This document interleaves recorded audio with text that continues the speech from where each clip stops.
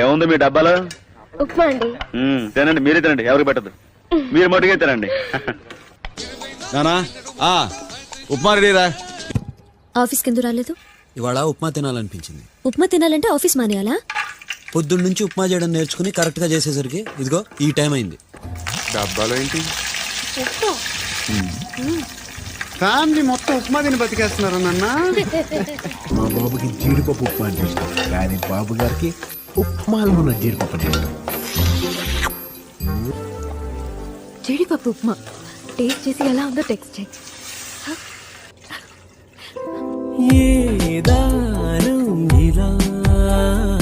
యాండి ఉప్మా ఎలా ఉంది? అదిరింది.